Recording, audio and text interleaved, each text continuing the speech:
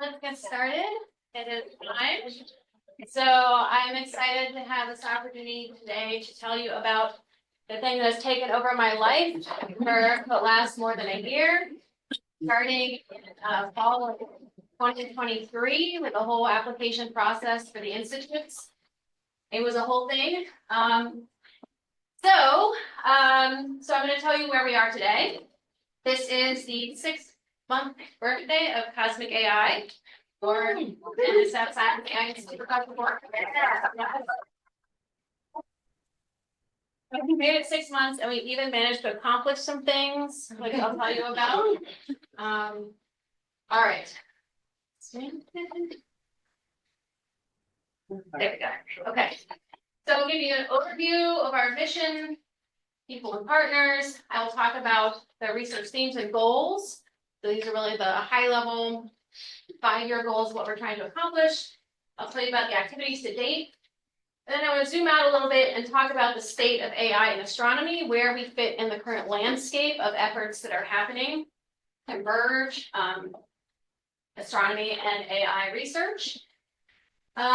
This includes other institutes and the Stella Offner Task Force Survey. And I'm going to end by talking about advocacy efforts, both within the community and beyond, with how we can boost our efforts and get more science out of all of our data.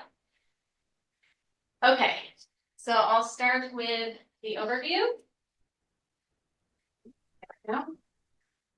Okay, so our mission is pretty straightforward.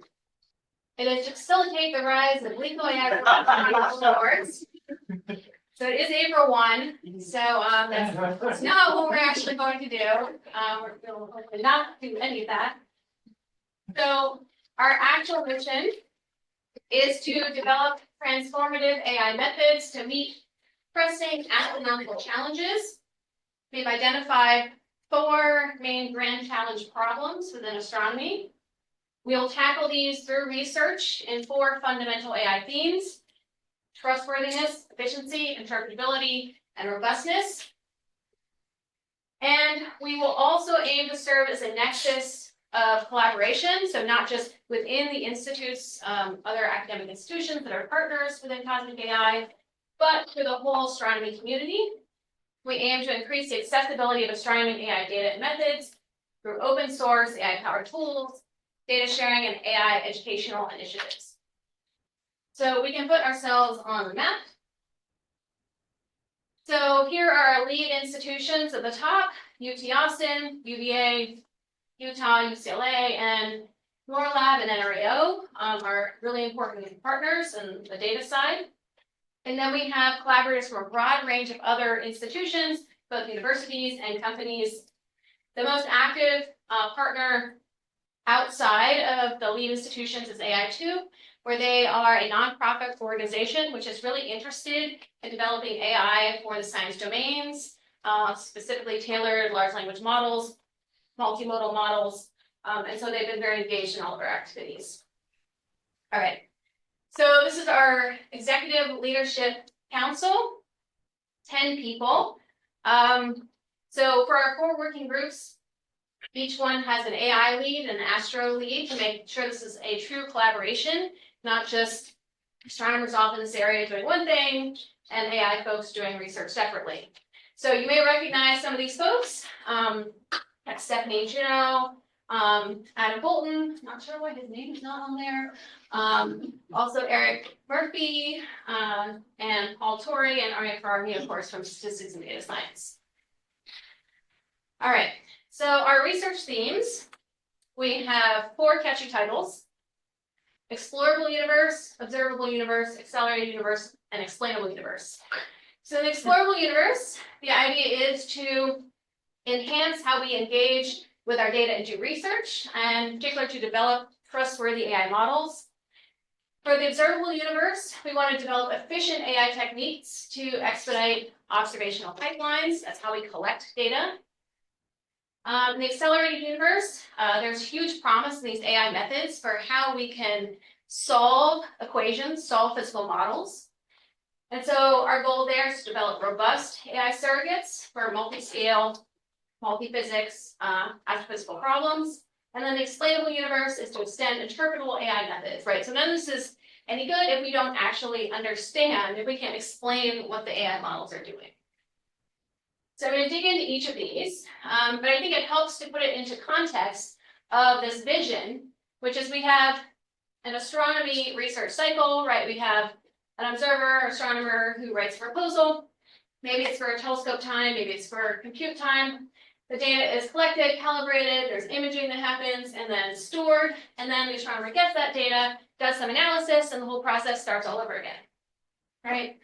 So here, the explorable universe is trying to enhance what is happening on this bottom part in terms of how we decide what problems are worth pursuing, where we can get that data, what kinds of questions we should be asking, and also what analysis we can do. The observable universe is trying to expedite this part. We really want to optimize pipelines for data collection and processing. This is particularly focused on NREO, where you have ALMA, BLA, these very large and complex radio telescopes, where there's going to be a whole lot of data coming in, and so a lot of room for improvement. Then we have interpretability. So this is really focused on cosmological parameters with a partnership with simulations. Simulations, as you heard for some of the previous AI Astro talks, are really important for producing training sets. And these allow us to interpret the AI models by connecting the physical model with the AI model prediction. And last but not least is the accelerated universe. Now, okay. So in this case, the astronomy focus is actually on fast, robust astrochemistry, and I'll explain why this is our target problem for that research group. All right, I'm going to start with the explorable universe. All right, so why is this important? Why is this interesting? So all of you have interacted with ChatGPT. It's almost that. Has anyone not interacted with ChatGPT at this point? maybe a couple of you. You should. It's pretty fun. Okay. So there's a bunch of similar models like that, but they have a lot of failure modes and problems. For example, they're not tailored for the science domain. They're not tailored for astronomy data. You have to pay for subscription for accessing the best case models. They're not reproducible or controllable, right? They're in the industry domain. There are some existing open source foundation models specifically for astronomy, that's Astrolab, Pathfinder, but they don't perform as well and are generally trained on only a small amount of data. So for this working group, what we are trying to do is build an open source, open data, multimodal generative AI model, an Astro Copilot. And the idea is this Copilot will have a large amount of knowledge of astronomy data. It will have text knowledge, it will have data knowledge, it will have archive knowledge. And its goal is not to become an astronomer. The problem is that they are to facilitate doing astronomy. So it is literally supposed to be a co-pilot for you. You can't outsource your research to it, but you can use it to make research faster. So for example, let's suppose you're like me and know nothing about quasar accretion disks. So you might go to the Copilot and you say, what wavelengths look like? You probe the structure and physics of quasar accretion disks. And then it would say optical, ultraviolet, X-ray wavelengths. It should understand something about astronomy. If you type this into ChatGPT, you'll probably get a much more detailed answer. It's probably not bad at all. You might say, well, what wide field surveys cover those wavelengths? There might be a little bit harder to get a useful information on ChatGPT, but it's improving. But the goal here is to integrate this more thoroughly with astronomy data, and so we'll be able to give you a detailed answer about what existing data is available. Do those surveys have published object measurement catalogs in the optical? You can say yes, and here's where you can find it. So it will be connected to particular databases and catalogs.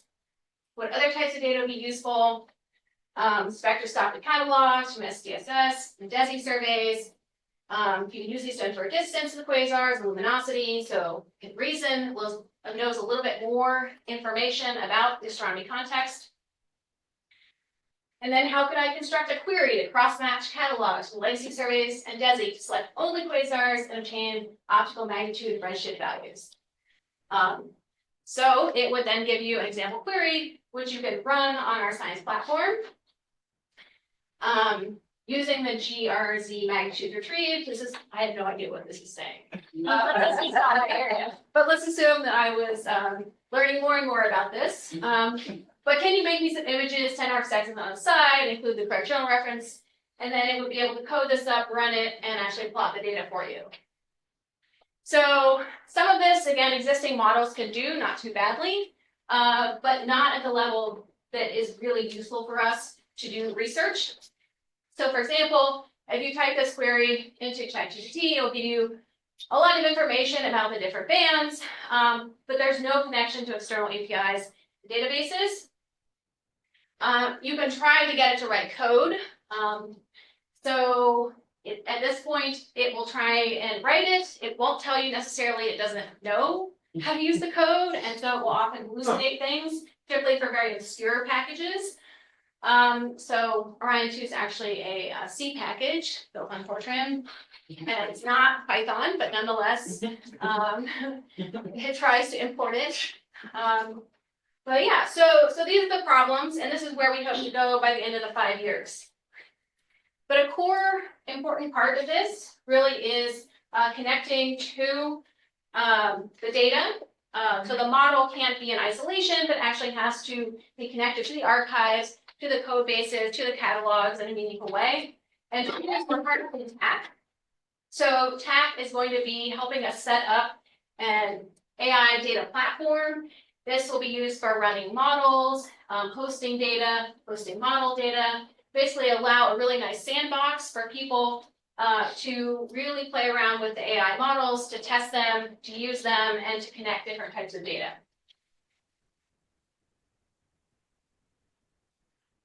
All right, so moving on to the observable universe.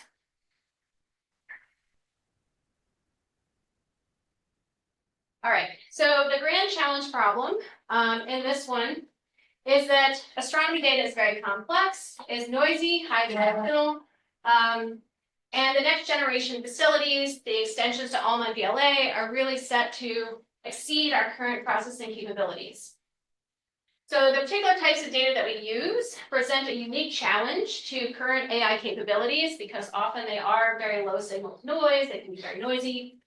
And an important component of this is being able to explore and represent the data. Often we try to reduce it using moment maps, integration like power spectra, things like that. And so part of our research process is reducing the data to something that's more comprehensible. We can also use AI to do this kind of thing as well. So for radio data, one of the products is a hyperspectral cube. So these are kind of like videos in that you can kind of slide through the different channels and play it as if it were a movie, but it is quite different than what we normally experience as movies. So the current ALMA capability is something like 16,000 channels times 1,000 by 1,000, so about 10 billion voxels, which is already a lot. But when we upgrade these facilities, it's going to increase these types of data products by a factor of 100 to 1 trillion voxels, and that is just not something you want to download, manipulate. It's really hard to explore. And so the idea is that maybe we can use AI to identify interesting features within the data, to help point us to things where we should be looking within the data, to help represent the data in lower dimensional spaces, and to create products that are useful for astronomers. All right, explainable universe. So Aria is one of the people leading this group. And again, the core component of this is that AI models, AI predictions must be explainable, right? No one will believe your scientific theory if you can't explain it, if you can't make accurate predictions. And so this type of AI really focuses on how can we interpret the model, how can we get into the black box and make it explainable. And so the analogy of this, right, is that if we take measurements of an apple falling, we can derive the law of gravity. But in the same way, that's what we want to do with the AI model. So as we're making predictions, we might want to use symbolic regression to discover underlying relationships, to discover equations that represent the phenomena, and use that to actually make our model interpretable. So this particular working group is focused on cosmology in particular. So this is a really great time in terms of large-scale simulations that are available to study cosmology. There's a broad range of models that have different parameterized dark matter physics. You can make really nice, you can make predictions, compare them to real observations, and then through that infer underlying properties and cosmology constraints. And so again, the idea of coupling simulations and AI is it allows us to make the predictions interpretable. All right, accelerated universe and robustness.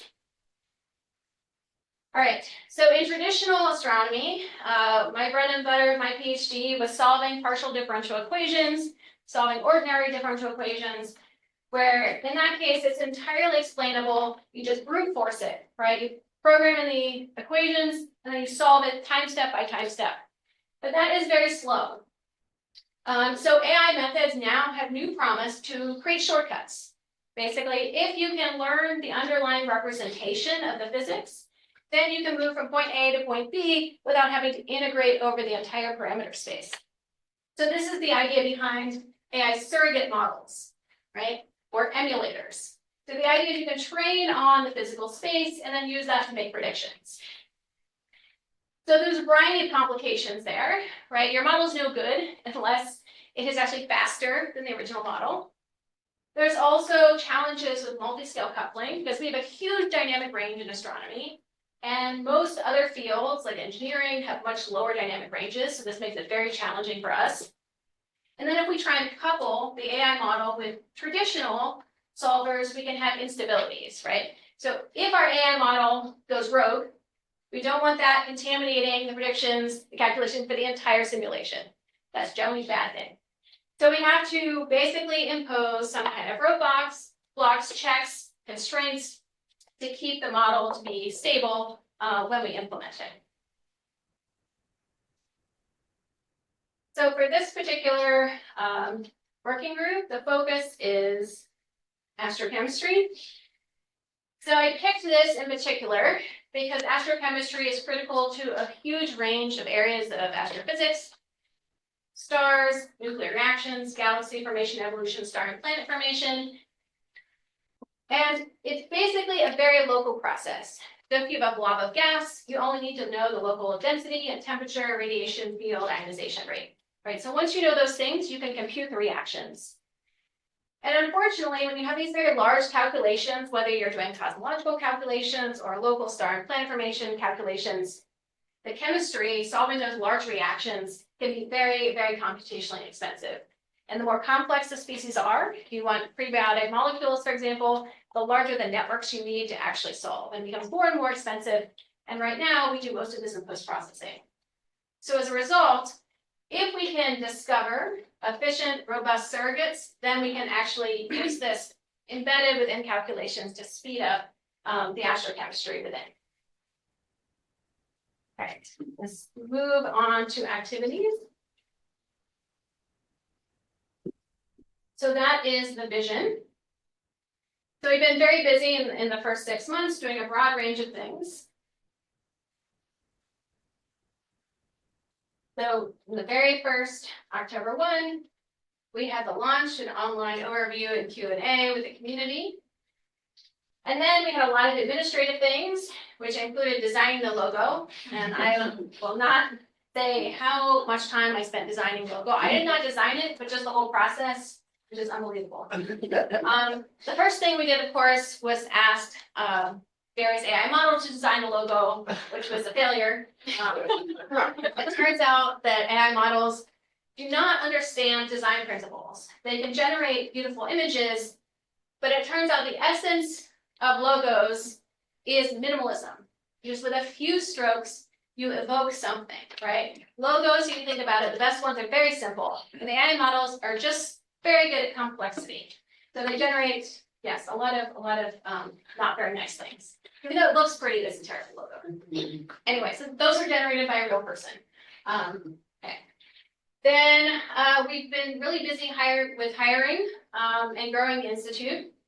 So we hired a managing director, communications director, and then we onboarded Karen Rump, who's our administrative support in Odin.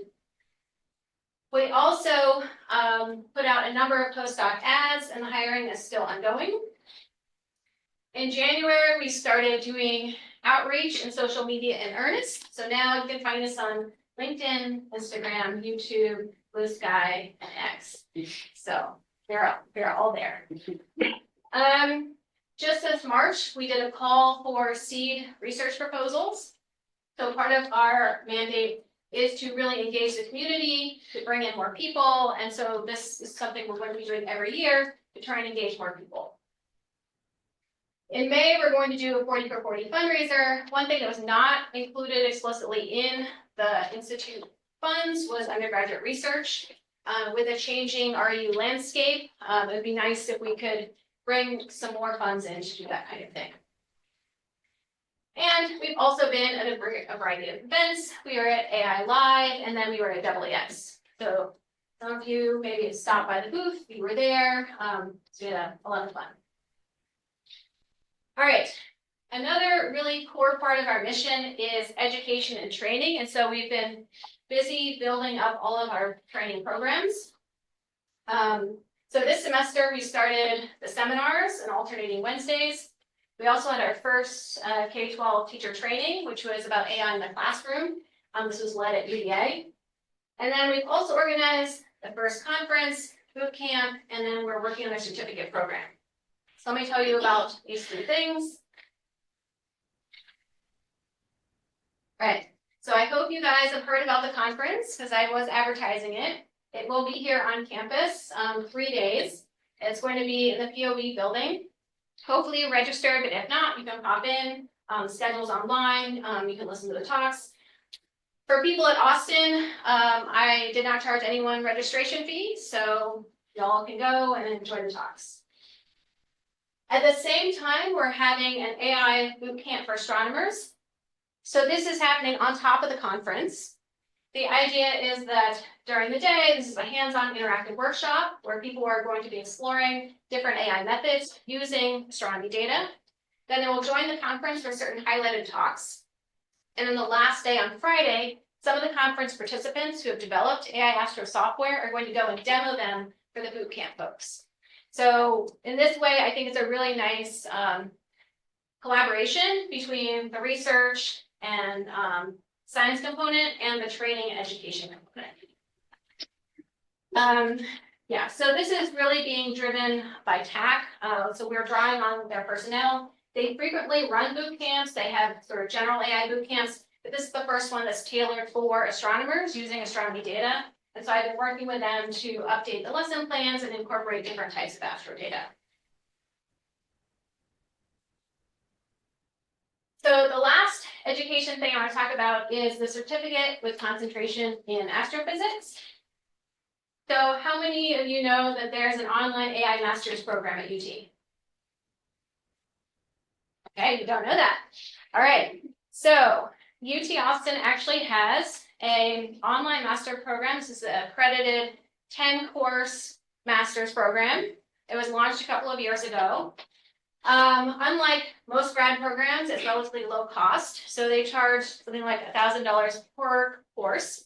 So that means the entire master's costs $10K, which is expensive if you're a student, but not expensive compared to paying your own tuition at a normal university, right? So the benefit also is that you can access it anywhere in the US. Of course, you don't have to take classes every semester. You can take as many or as few classes as you like once you're enrolled. And at the end of this, it's fully accredited, so you get an actual master's. So what we're doing is building on this program. People taking 10 master's level AI classes, that is a big time investment. So we have a subset of 4 courses that people are going to take to get a certificate. So it's still transcripted. That is the credits, you earn them, you can transfer them to your university. But these courses will be deep learning, machine learning, an AI and astronomy course, and then one other course. Could be reinforcement learning, could be large language models, any of those. So the idea is to try to help increase the accessibility of AI training. Students here know it is sometimes very difficult to get into AI classes. They can be oversubscribed, and if you're not in computer science, then you don't get first priority. You also know that when you take them, they may be a lot of theory with very little application. And many universities are not like UT with strong AI programs, but the courses simply don't exist. If you're a postdoc, or a researcher or a faculty looking to retrain, this can be also very hard for you to get this expertise. So we're hoping to make this a national resource that can really help elevate the level of training in AI and astro.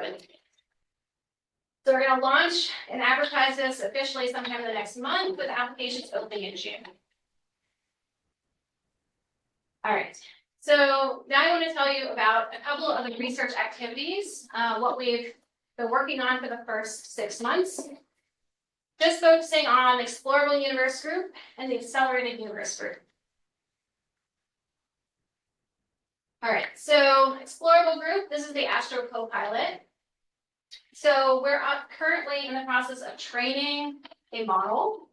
This model, the total number of tokens, the size of the model is still TBD, but somewhere between 10 and 100 billion tokens. We're sourcing data from 2 different places. There's a huge data set that's used for training foundational models, Datacomp LM. So for the text side of things, we're actually just filtering that large data set for astronomy domain things, text and code, papers, things like that. And then we're also building from the ground up additional supplementary training. We're using GitHub. So if you published an astronomy paper and had a GitHub link in it, that's scraped, and we go and grab it.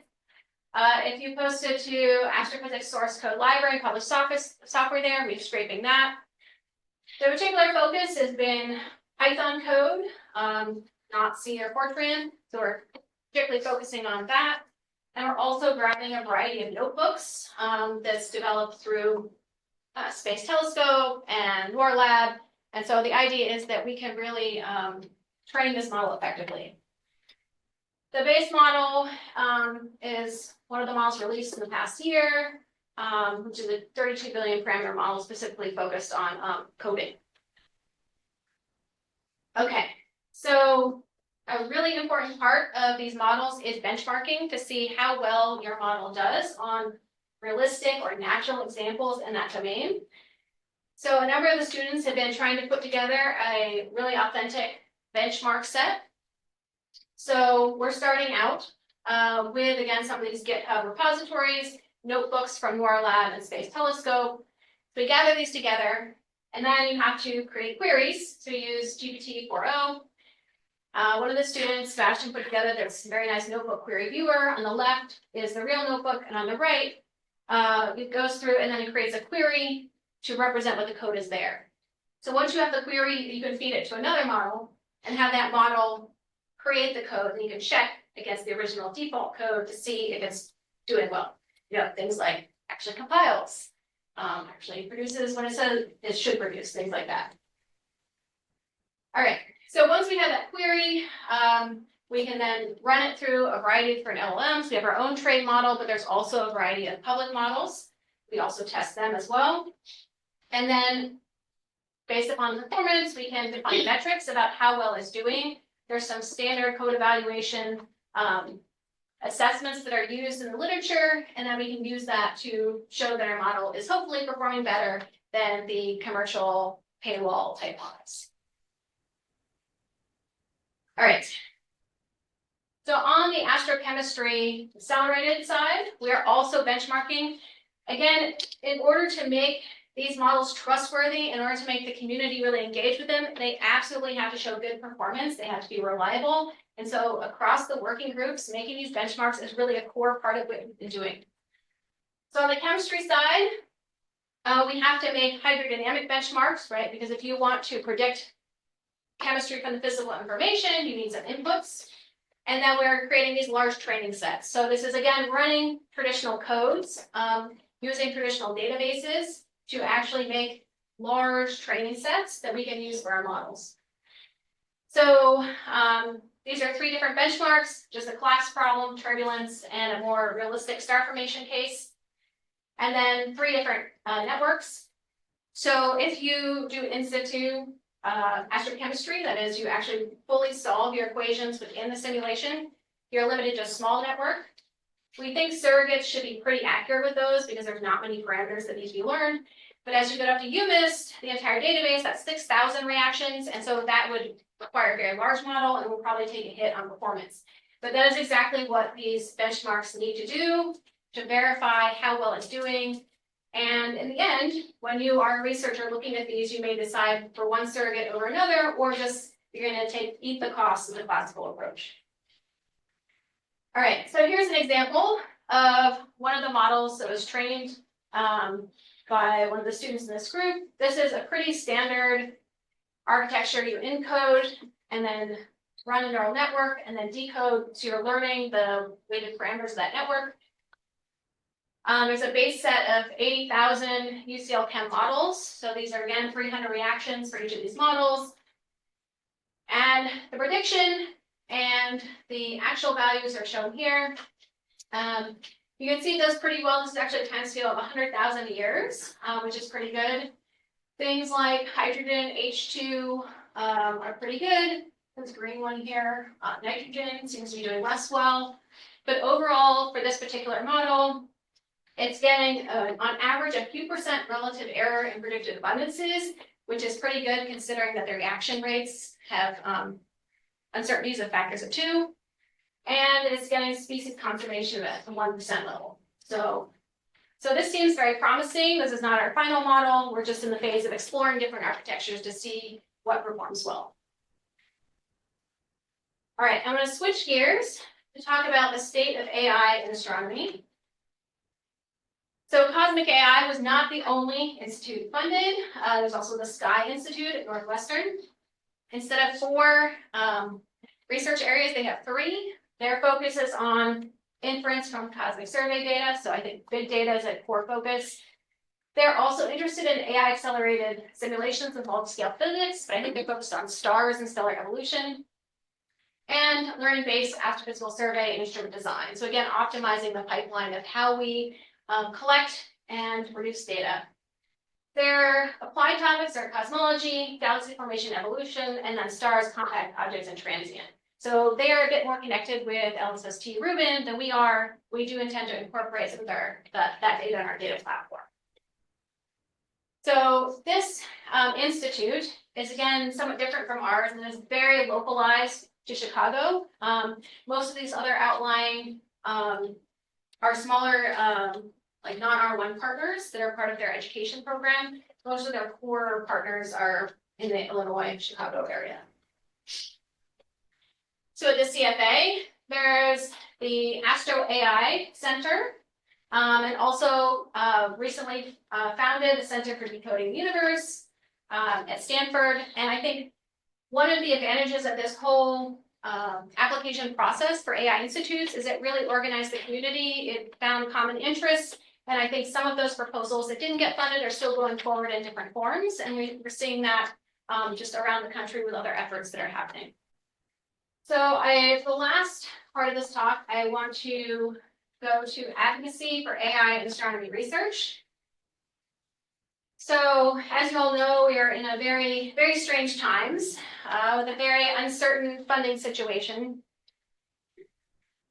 So I and others have been engaged in a number of efforts to try to raise the level of awareness of the amazing things that we do in the astronomy community, and how AI can play a really important role for astronomy, and also vice versa. Astronomy can play an important role in incentivizing and helping to design responsible and interpretable AI and other best practices.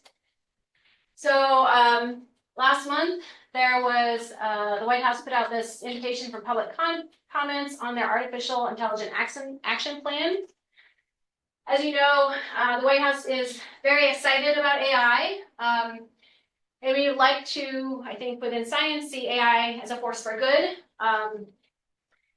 So I and a number of the other institutes wrote these white papers. This was something that was encouraged both by AAS and by the CosmicAI program officer, the NSF.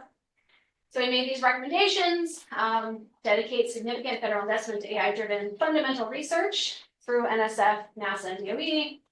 Invest in AI development and AI use research that will maximize the scientific return from and financial investment in our US telescope facilities. As I said, we're spending billions on these facilities, and AI will help us get the most out of that data. We, as well as the other AI institutes, really try to reinforce how critical education and training is. So we cannot do all of this without the infrastructure that our universities provide. The subtext of being like, don't take away all of our funding, because that would also have really negative adverse effects in training and application and development of all these techniques. And of course, we want to promote and support open source AI tools, training sets and models, really elevate responsible AI use, promote trustworthy outcomes, and through these best practices, facilitate national adoption. All right, so I don't know what's going to come out of this. There were probably more than 1,000 public comments. Probably first case, it will be fed into a large language model, which will summarize all of the comments. And I can tell you, astronomy will now be in the language bag of words, for better or worse, thanks to this white paper. All right, so the other thing that we're doing, the community is doing, is NSF sponsored a workshop in the future of AI in the math and physical sciences. This was just a week ago. So they have two different sets of groups where we basically got together and discussed these different areas to give recommendations. So the domain groups were astronomy, chemistry, materials, research, math, and physics. And so Wanson Ting, who's actually going to be here next week as a colloquium speaker and CosmicAI speaker, was one of the lead organizers on the astro side. The theme groups focus on interdisciplinary research, challenges, resources, as well as education training, workforce, and responsible AI. So I was in the astronomy responsible AI group. So these are really interesting discussions. And I think the idea is that astronomy alone has less of a voice, and if we get together with other math and physical sciences and with a collective voice, we really try to reinforce and ask for the most useful things across our disciplines. And so what will come out of this will be a white paper. It will be directed to the NSF, but also policymakers in general. And I think one of the core things that will come out is that our academic institutions really play a huge role in all of this, and industry alone is not able to really drive the innovation that is needed to really power new discoveries. Last but not least, I've been working on a CosmicAI ribbon cutting ceremony. And again, the idea is to elevate CosmicAI, engage with elected officials, tell them about the amazing things that we're doing, why they should continue to support these efforts. And so if all goes well, we will have various elected officials, possibly you and Ted Cruz, coming down. He is actually on a very important committee in the Senate, which actually determines funding allocations for science, including NSF. So if we're lucky, he will come down and be very excited about all of the things we're doing and how amazing astronomy is. We'll also bring down NSF Director, Simons leadership, TAC leadership, donors, and then we'll pair this with a tour of the TAC data center. So TAC has received money for the next leadership class computing facility. This will be a huge machine horizon with thousands of new GPUs and a new data center. This is on the order of like $500 million. So it's going to be a really amazing resource. It will be amazing for AI. It will be amazing for us here in Texas and for astronomy in general. All right, this brings me to the conclusions. So CosmicAI team at 6 months, I went to the website and I counted. We're at 80. I told you, Carl, we would get to 60, we're already 80. All right, so here's the breakdown. Personnel, postdoc, students, collaborators, advisory board, staff, broader impact program managers. As I said, we're still hiring, and so we are going to keep growing over the next 2 years. But we have this really amazing team to tackle all of these different issues and to also tackle education, infrastructure, training, and all of that good stuff. All right, so how can you get involved? You can attend CosmicAI seminar, the conference. You can sign up for boot camps, register for the certificate program. So Scribe, email, Slack, social media, collaborate, both in our research side and education initiatives. You can apply for seed funds, for new program projects. You can contribute data code to our data platform as that comes online. And you can participate by using the data code and models and tools that are developed by CosmicAI. So in summary, I think the future is bright. We're 6 months into an amazing revolution, sea change of how we do research, and I'm really excited to be part of CosmicAI and at the forefront of all these exciting things that are happening. Thanks.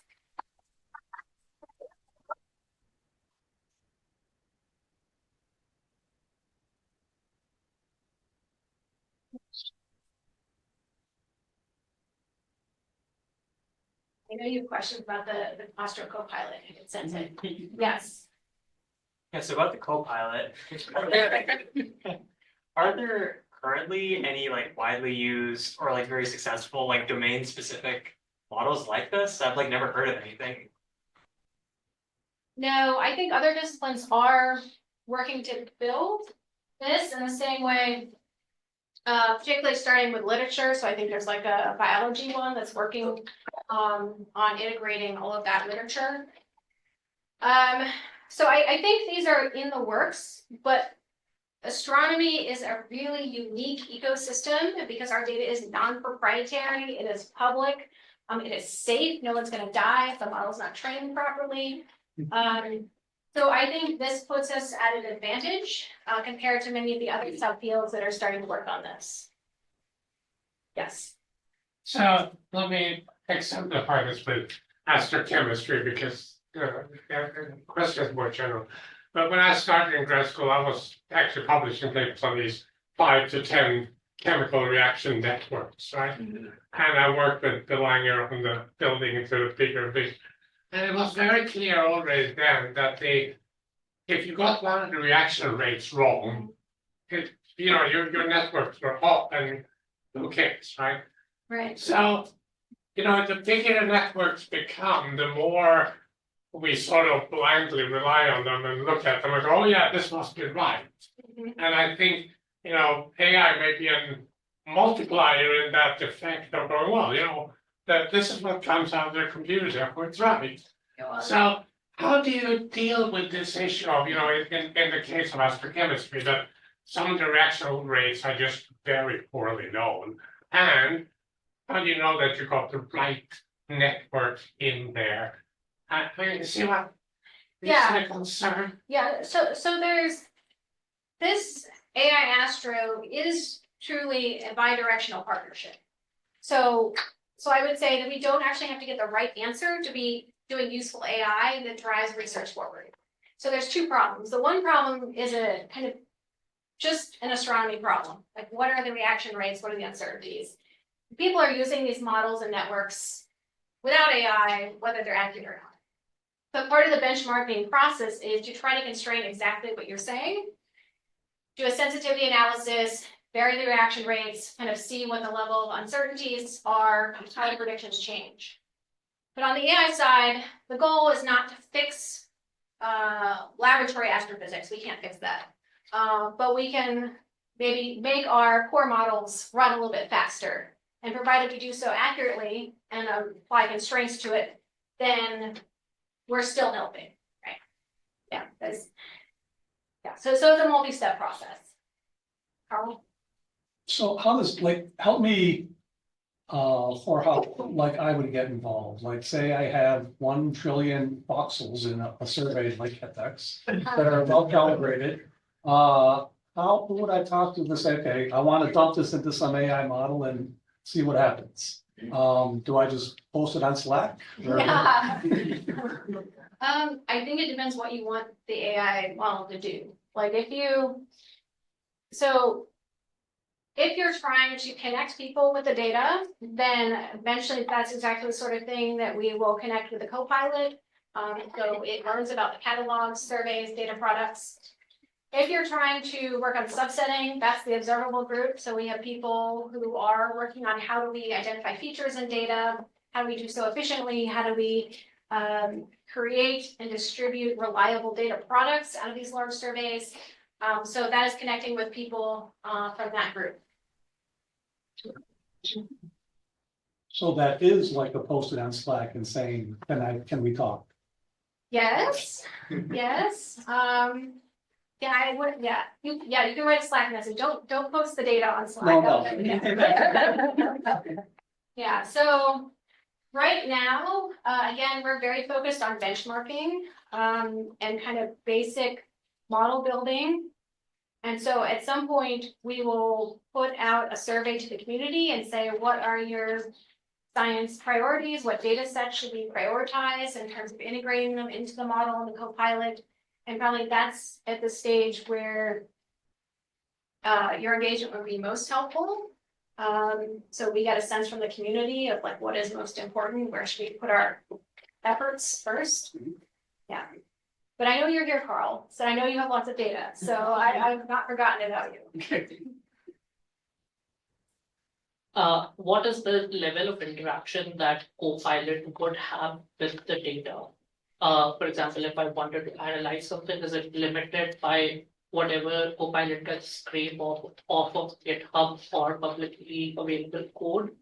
Or are you also trying to curate how well Copilot would interact with the data?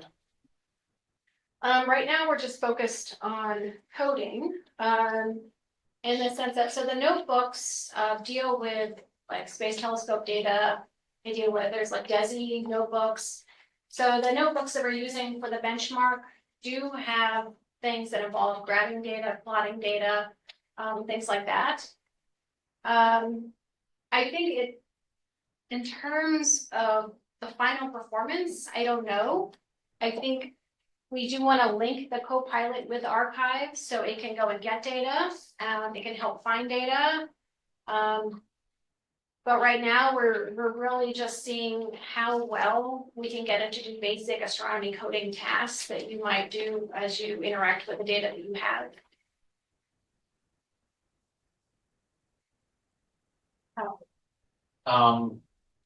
Is the software, like, I guess specifically the Copilot, is it meant to be like open source? You download it like an open source language model, or is it like it's running on TAC and there's web interface?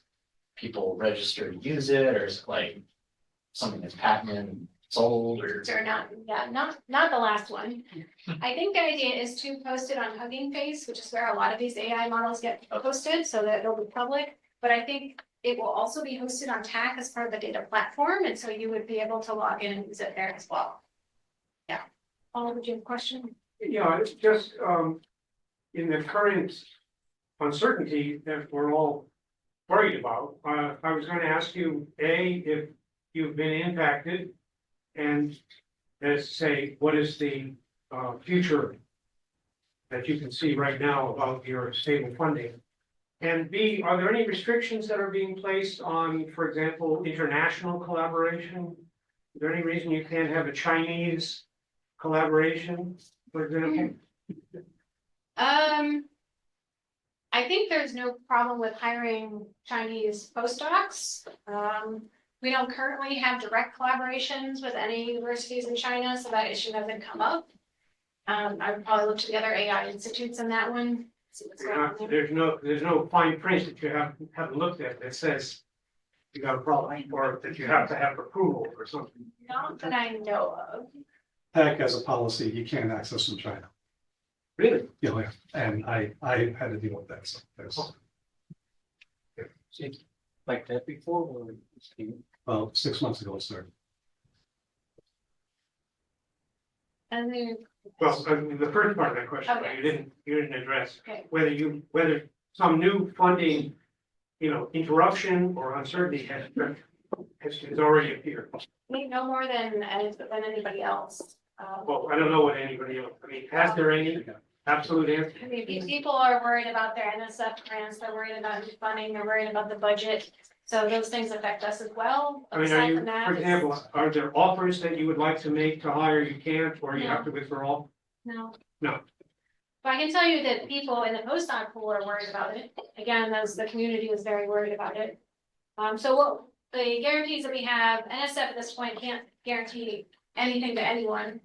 But Simons will at minimum hold to their guarantee. They won't make up for any lost NSF funding, but at minimum, we will have the Simons funding if something really goes wrong.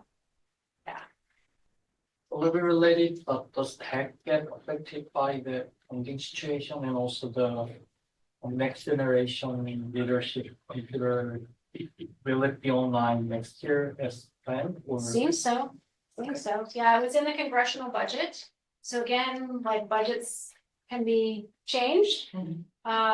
But everything is going forward as far as I know, it's on Talk back, schedule. I've actually tried to cross it out today. This Did one. you? Yeah, that's an FYI.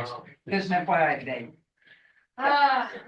This is why this ribbon cutting is so important, we really need to bring everyone together around the surrounding AI, so critical. Yeah. Any other questions? Yes, Adam. Okay, a broad one on the subject of these like domain specific AI efforts. I assume a lot of them are buried deep in the corporate world where we don't know that they exist and can't access them easily. But what do you think the prospects are going the other direction of the promise that we can make our data is a sandbox for you? There are no restrictions on using our data to help build some corporations' models. I guess under the NSF like center model, what is your ability to work with specific corporations? It's encouraged. Some of the other AI institutes have very strong partnerships with industry. One of our board members is from Google. So I know they're also very interested in domain specific models. So there's definitely a lot out there. And so part of our mandate as an institute is to try to sell how amazing astronomy data is and to try to really get more engagement.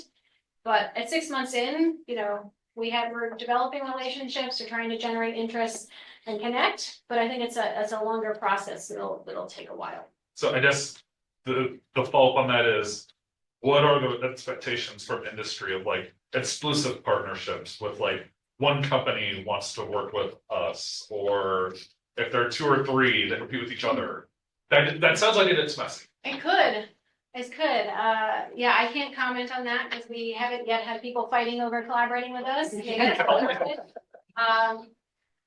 I think the people that I've interacted with, the collaborators in the industry that, are contacts and who sign collaboration letters, they don't seem to be interested in trying to force individual, like exclusive partnerships at all. I'm sure they have internal company priorities, but we haven't really hit that wall yet. Right, last question on. Sure. So you mentioned, you brought up this idea of the carbon footprint of AI, and this is something I hear about a lot as well.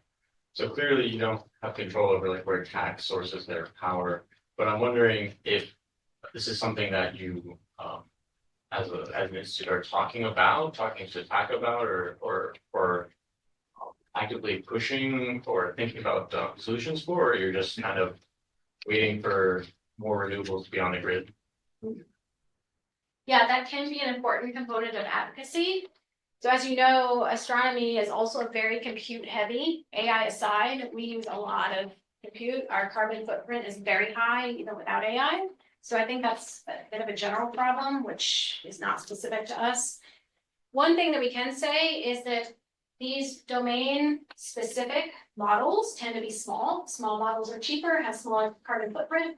So through our research, we can hopefully create models that are more accurate and more efficient as part of this whole training and fine-tuning process. And through that, then we could lower the carbon footprint rather than these giant vast models that take a huge amount of GPU power to train. Yeah. All right, I think that's it. Thanks everyone for coming.